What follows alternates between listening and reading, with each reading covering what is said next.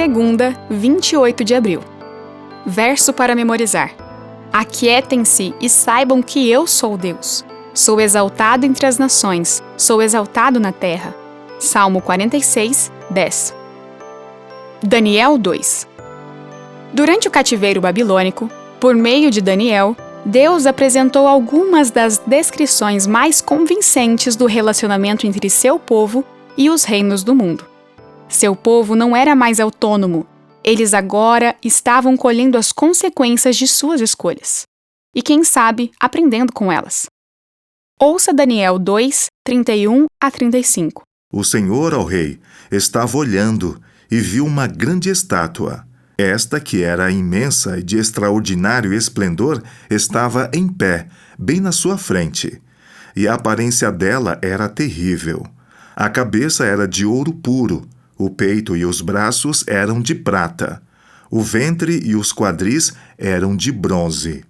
As pernas eram de ferro e os pés eram em parte de ferro e em parte de barro.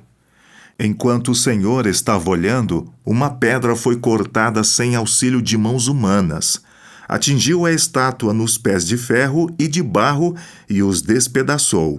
O ferro, o barro, o bronze e a prata e o ouro foram despedaçados no mesmo instante e se fizeram como a palha das eiras no verão.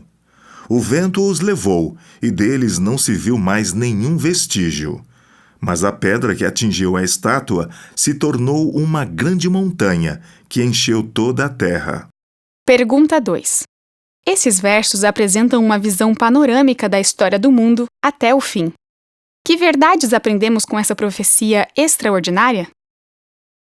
No fim do século XIX, muitas pessoas estavam exalando uma nova confiança no progresso humano. A Exposição de Paris, em 1900, por exemplo, foi uma notável demonstração de otimismo sobre o futuro. Acreditava-se que, com todos os avanços tecnológicos e científicos, muitos dos piores problemas da humanidade chegariam ao fim. Quando a humanidade entrou no século XX, entre muitos pensadores havia o grande otimismo de que os ideais do iluminismo, como o poder da razão e a capacidade humana de se aperfeiçoar continuamente, inaugurariam uma nova era. No entanto, a Primeira Guerra Mundial destruiu esses sonhos. E, no final do século XX, mais de 200 milhões de pessoas haviam morrido em guerras. Avançamos em tecnologia, mas não no sentido moral. Martin Luther King Jr. disse, abre aspas, temos mísseis teleguiados, mas pessoas desnorteadas. Fecha aspas. Isso é assustador. Muitos estudiosos das profecias observam que os metais de Daniel 2 vão do mais valioso para o menos valioso. Ouro, prata, bronze, ferro e, por último, parte de ferro e parte de barro. Charles Darwin, Karl Marx e outros pensadores do século XIX tentaram nos convencer de que a humanidade está, de alguma forma, progredindo, evoluindo em termos biológicos e sociais. Ainda que a existência humana tenha melhorado em alguns aspectos, quando tentamos vislumbrar o futuro do mundo, observando como ele é governado, é muito difícil ter uma visão otimista de paz, segurança e prosperidade. Ouça Mateus 24, 6 e 7.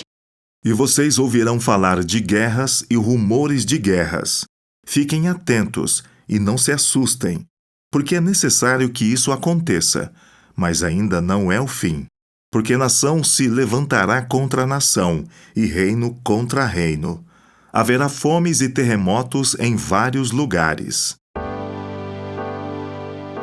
Apesar dessas advertências de Jesus, como podemos ser confortados por saber que Ele já nos falou sobre esses sinais?